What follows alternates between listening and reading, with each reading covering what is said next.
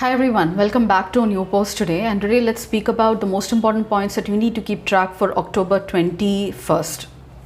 The very first is about OGMP 2.0. What is OGMP? It's the Oil Gas Methane Partnership, that is the flagship methane reporting mitigation initiative of the United Nations Environment Program, and it is in news because Cairn Oil and Gas, part of Vedanta Group, has now signed up an MOU with the United Nations Environment Program flagship methane reporting and mitigation initiative called as Oil and Gas Methane Partnership 2.0, making it the first and oil and gas producer in India to commit to effective reduction of methane emissions. The OGMP 2.0 established a comprehensive framework that includes best practices for emission management and a robust reporting system. It emphasizes on accurate measurement, reporting, verification of the methane initiatives to drive reductions effectively, thus helping countries to achieve their intended nationally determined contributions, or INDCs, and also achieve green goals as well. The second is about small finance banks. Now, these have been in news. These are a type of niche banks that are established in India under certain laws, and so some of the characteristic features are that they are non-banking financial companies along with microfinance institutions, local area banks, and they are promoted either by individuals, corporates, trust or societies. They are established as public limited companies in the private sector under the Companies Act of 2013. They are governed or regulated by the RBI provisions, that is the RBI Act of 1934, the Banking Regulation Act of 1949 and other relevant statutes.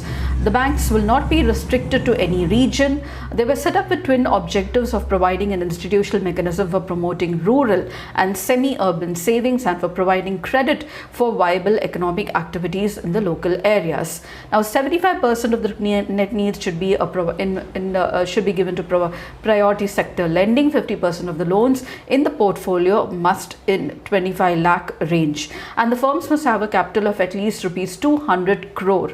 The promoters should have 10 years of experience in finance and banking. The promoter stake in the paid up equity capital should be at least 40% initially and must be brought down to 26% in 12 years. Joint ventures are not permitted, and foreign shareholding will be allowed in these banks. Along with them, let's look into what are microfinance institutions. So it's an organization that offers financial services to low-income population. One example is the self-help groups. These services include micro loans, micro savings, micro insurance. So what exactly is a micro loan? The loan up to rupees 1 lakh is called as a micro loan, and these services, the MFIs, are financial companies that provide small loans to people who do not have access to the regular or conventional banking facilities. The definition of small loan varies from country to country, and in India it is loans below rupee 1 lakh are considered as micro loans, and in most cases the so-called interest rates are lower than those charged by the normal banks. Certain rivals of this concept accuse the microfinance entities of creating gain by manipulating the poor people's money. Microfinance sector has grown rapidly, and different types of financial services provide for the poor have emerged. NGOs, cooperative, community-based banking and microfinancial institutes are one of them. They are regulated by the Non-Banking Financial Company Microfinance Institutions Directions of 2011 and the RBI.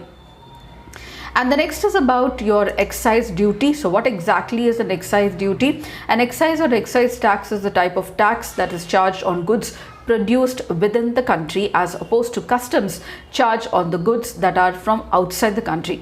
It is a tax on the production or the sale of the good. So it's not only production but also sale, and this tax is called as central value added tax. It is mandatory to pay the duty on all the goods manufactured unless they are exempted by government notification.